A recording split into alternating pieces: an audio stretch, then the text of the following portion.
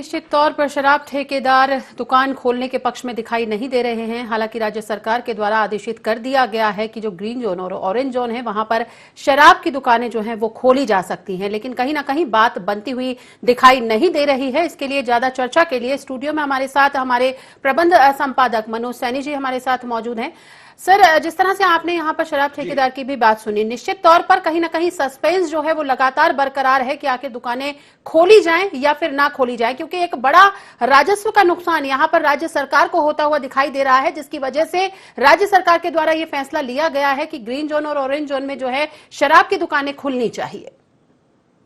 देखिए, सस्पेंस पर सेंस है और आप समझिए मोनिका, तो इसमें बड़ा कमाल है, बड़ा खेल है। और हमें लगता है इसमें चाहे ठेकेदारों पर सवाल खड़े किए जा सकते हैं, सरकार की मंशा पर सवाल खड़े किए जा सकते हैं। शराब की दुकान नहीं खुलना चाहिए क्योंकि कोरोना को लेकर जिस तरह से हमने देखा करीब करीब 554 करोड़ रुपए की शराब एक ही दिन में कल बिकी है, जिन 5 राज्यों में दुकानें खुली थी। यानी दुकानों पर चाहे छत्तीसगढ़, उत्तर प्रदेश, जहां से भी खबरें आई, दिल्ली से लंबी लंबी कतारें लगी और सोशल डिस्टेंस का पालन नहीं हुआ। तो ये बात सच है कि सुरक्षा की दृष्टि से जिस तरह से कोरोना वायरस फैला है उसमें दुकानें नहीं खुलना चाहिए। लेकिन सरकार के सामने दिक्कत यह है कि 1000 करोड़ का करीब करीब राजस्व का नुकसान हुआ इस बीच में। और बड़ी खबर यह भी आ रही है कि जो ठेकेदार है वो ये मन से तो चाहते कि दुकानें खुल जाए, लेकिन जब बिना दुकान खुले, बिना राजस्व दिए चोरी से शराब बिक रही है, लगातार जोन जो बने हुए हैं, चाहे हम बाग सेबरिया क्षेत्र, बाग मुगलिया क्षेत्र की बात करें या फिर नेहरू नगर की बात करें, आपको जानकर आश्चर्य होगा कि जितनी शराब 1 नंबर में नहीं बिकती थी उससे कई गुना ज्यादा 2 नंबर में बिक गई। और इसका नुकसान सीधे तौर पर सरकार को हुआ है और लाभ उन ठेकेदारों को हुआ है जो कहीं अवैध रूप से बेचने में लगे। इसको कहने में कोई शक नहीं है, ये बाकायदा आंकड़े दिखाई दे रहे हैं। तो हमें लगता है कि जब ठेकेदार मिले तो उनकी मंशा ठीक हो सकती है, उन्होंने ऐसा कहा, लेकिन मंशा के पीछे सेंस क्या है दरअसल कुछ और है, क्योंकि ये भी नहीं चाहते कि शराब की दुकान खुल जाए। शराब की दुकान खुलेगी नहीं और काम चलता रहेगा। हमें लगता है सरकार को भी इसको गंभीरता से देखना पड़ेगा। और आकाश से आप बात करेंगे तो बता भी पाएंगे वो कि भोपाल की स्थितियां क्या है। जी, निश्चित तौर पर रुख करेंगे हम अपने ब्यूरो चीफ आकाश सेन की तरफ जो हमारे साथ लाइव बने हुए हैं न्यूज रूम से। आकाश, आपने ग्राउंड जीरो पर जाकर के देखा होगा, जिस तरह से यहाँ पर शराब के ठेकेदार दुकान ना खोलने की बात करते हुए नजर आ रहे हैं, क्या वाकई में कोरोना वायरस के चलते जो है इस तरह का फैसला लिया गया है कि किसी तरह का कोई संक्रमण ना फैले इस वजह से, या फिर कोई और वजह निकल करके सामने आई है? क्योंकि निश्चित तौर पर अगर चोरी की, अगर यहाँ पर शराब बेचने की बात की जाए तो आए दिन मामले सामने आ रहे हैं, लगातार पुलिस के द्वारा छापामार कार्रवाई भी की जा रही है और कई लाखों रुपए की शराब जब्त भी की जा रही है। जी बिल्कुल मोनिका, अगर पूरे मध्य प्रदेश या भोपाल के परिदृश्य में भी बात की जाए, क्योंकि अगर हम खास तौर पर राजधानी भोपाल की बात करें तो यहाँ पर भी अवैध जो शराब की तस्करी है लगातार जारी है।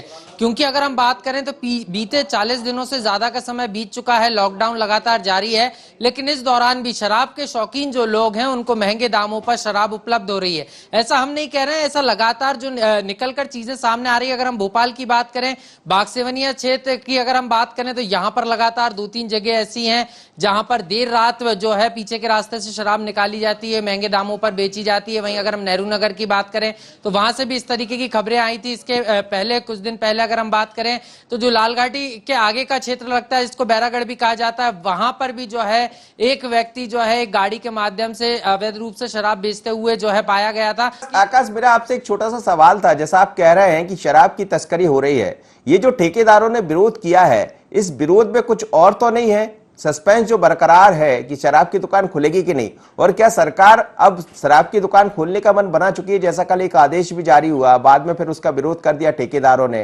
लेकिन आप जैसा बता रहे हैं कि जब पीछे के दरवाजे से इस तरह की शराब बिकती रहेगी तो इससे तो दोनों तरह के नुकसान है। एक तो वो कि राजस्व का नुकसान सरकार को हो रहा है, तो क्या सरकार इस बात को समझ पा रही है?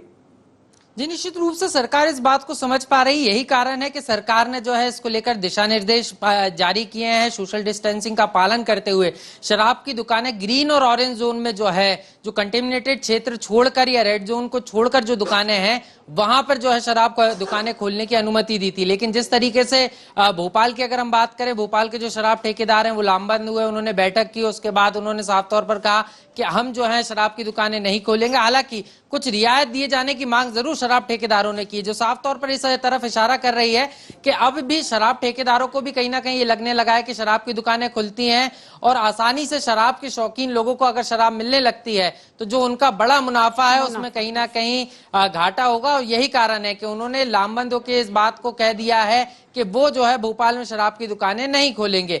हालांकि अगर भोपाल जिले को छोड़ भी दिया जाए, अन्य जिलों की बात की जाए, तो कई जगहों से ऐसी भी खबरें आई हैं मनोज जी कि शराब की दुकानें खुलने लगी हैं। सीहोर की बात करें, वहां पर जो है जिस तरीके से ग्रीन जोन में वो क्षेत्र आता है, तो वहां पर शराब की दुकान खुलने की बात सामने आई थी। तो बड़ी तादाद में जो ऑरेंज या रेड जोन वाले व्यक्ति हैं वो ग्रीन जोन में जो है शराब की दुकान ढूंढते हुए पाए गए थे, पहुंचे भी थे। उसके बाद जो एरिया सील किया गया है, बॉर्डर सील की गई है भोपाल की, वहां पर पुलिस ने जो है ऐसे लोगों को पकड़ा और उन पर कार्रवाई भी की। तो पुलिस प्रशासन तो अपने तरफ जो है अपनी तरीके से मुस्तैद नजर आ रहा है।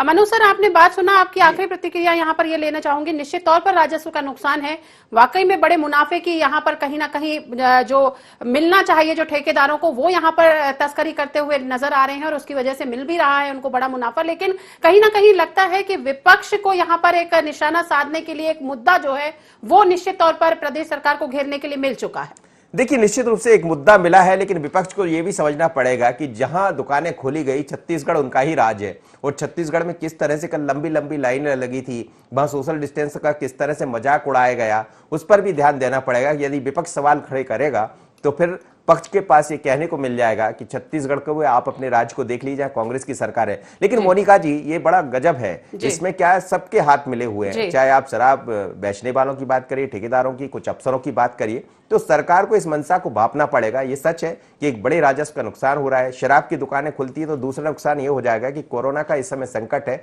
और कहीं ऐसा ना हो कि सोशल डिस्टेंस बिगड़े और मुसीबत खड़ी हो जाए। फिर भी सरकार ये साफ कर चुकी है कि रेड जोन में तो कम से कम नहीं खुलेगी, वो ऑरेंज और ग्रीन जोन में जरूर कुछ स्थानों पर दुकान खोलने की बात सरकार ने कही है। पर देखना पड़ेगा कि ठेकेदार की मंशा का सरकार ध्यान देती है निश्चित या तौर पर सरकार अपना देखने वाली पक्ष। बात होगी कि आखिर कैसे सामंजस्य बैठाते हुए यहाँ पर प्रदेश सरकार इन ठेकेदारों के साथ नजर आती है और क्या वाकई में अब जो शराब दुकानें हैं वो यहाँ पर खुलती हुई नजर आएंगी, जिससे जो राजस्व का नुकसान यहाँ पर प्रदेश सरकार को होता हुआ नजर आ रहा है वो यहाँ पर भरपाई करते हुए नजर आएंगे।